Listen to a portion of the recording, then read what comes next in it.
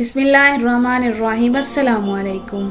اگرچہ قرآن میں حضرت خضر علیہ السلام کا اسم مبارک وضاحت سے نہیں آیا، لیکن متعدد روایات کے مطابق سورۃ کہف کی آیت نمبر 65 میں جس عالم کا ذکر ہوا ہے اس عالم سے مراد حضرت خضر علیہ السلام ہے۔ اس آیت کے مطابق حضرت خضر علیہ السلام اللہ کے خاص بندے ہیں، مخصوص رحمت الہی ان کے شامل حال تھی اور وہ خدا کی طرف سے علم لدنی کے مالک تھے۔ بعض روایات میں ملتا ہے کہ وہ اللہ تعالیٰ کے پیغمبر تھے اور حضرت نوح علیہ السلام کی آل اولاد سے تھے۔ ان کا سلسلہ نسبت یوں تحریر کیا گیا کہ عالیہ بن ملکان بن عابد بن الفقشد بن سام بن نوح علیہ السلام۔ آپ کا اسم گرامی تالیہ بن ملکان تھا اور خضر ان کا لقب تھا، کیونکہ خضر کا معنی سبز ہے۔ وہ جہاں پر بھی قدم مبارک رکھتے تھے، آپ علیہ السلام کے قدم کی برکت کی وجہ سے وہ زمین سرسبز و شاداب ہو جاتی تھی۔ متعدد روایات کے مطابق حضرت خضر علیہ السلام ابھی زندہ ہیں اور تا قیامت زندہ رہیں گے۔ وہ جناب ذوالقرنین کے ناصرین میں سے تھے۔ ایک دن پیغمبر اکرم صلی اللہ علیہ وسلم نے اپنے اصحاب سے فرمایا، آپ لوگ چاہتے ہیں کہ آپ کے سامنے حضرت خضر علیہ السلام کا ایک واقعہ نقل کروں؟ اصحاب نے کہا، ہاں یا رسول اللہ۔ پیغمبر اکرم صلی اللہ علیہ وسلم نے فرمایا، ایک دن جناب خضر علیہ السلام بنی اسرائیل کے کسی بازار سے گزر رہے تھے کہ اچانک ایک فقیر ان کے پاس آیا جو انہیں جانتا تھا۔ اس نے آپ علیہ السلام سے مدد کا تقاضا کیا۔ حضرت خضر علیہ السلام نے کہا، میں خدا پر ایمان رکھتا ہوں، لیکن اس وقت میرے پاس کچھ بھی نہیں ہے جو تمہیں دے سکوں۔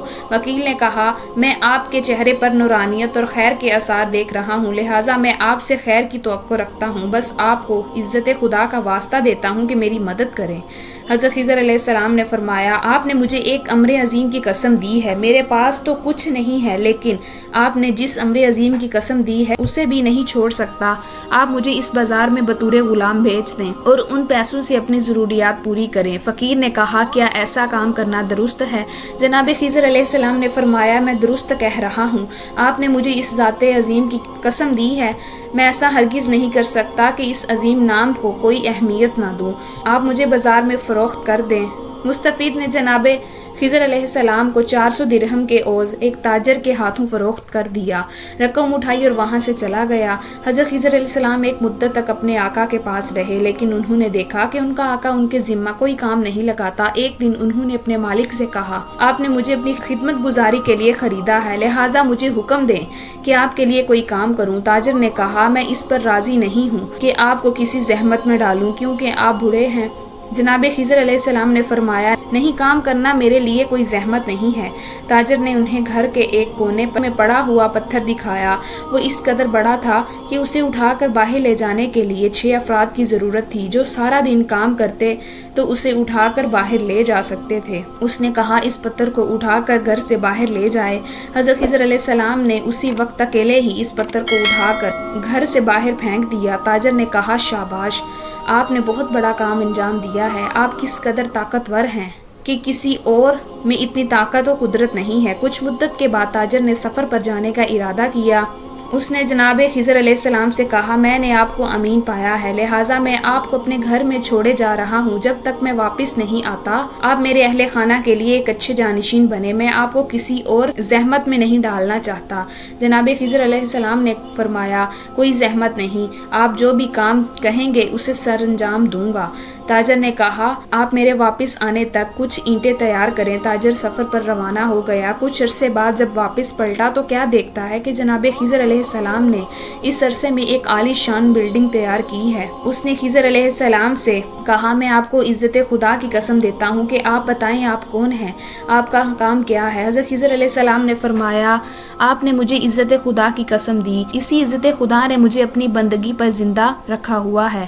آپ نے میرا نام سنا ہوگا، میں خضر علیہ السلام ہوں۔ ایک فقیر نے مجھ سے مدد مانگی تھی، اس وقت میرے ہاتھ میں کوئی چیز نہ تھی جو اسے دیتا۔ اسے مجھے امر عظیم یعنی وجہ خدا کی قسم دی، لہٰذا میں نے ضروری سمجھتے ہوئے اپنے آپ کو اس کی غلامی میں دے دیا۔ اسے مجھے آپ کے ہاتھوں بیچ دیا اور پیسے لے کر چلا گیا۔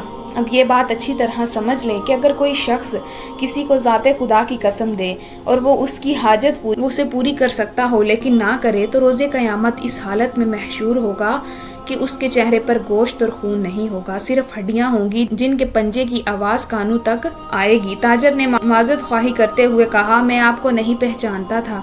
میں نے آپ کو زحمت دی۔ حضرت خضر علیہ السلام نے فرمایا کوئی بات نہیں، آپ نے میرے اوپر لطف و کرم کیا ہے۔ تاجر نے کہا میرے ماں باپ آپ علیہ السلام پر قربان ہوں، آپ میرے اور میرے اہل خانہ کے ساتھ جس طرح کا بھی برتاؤ کرنا چاہتے ہیں ہم آپ کے اختیار میں ہیں۔ اگر آپ علیہ السلام چاہتے تو میں آپ کو آزاد کرتا ہوں، جہاں بھی جانا چاہتے ہیں جا سکتے ہیں۔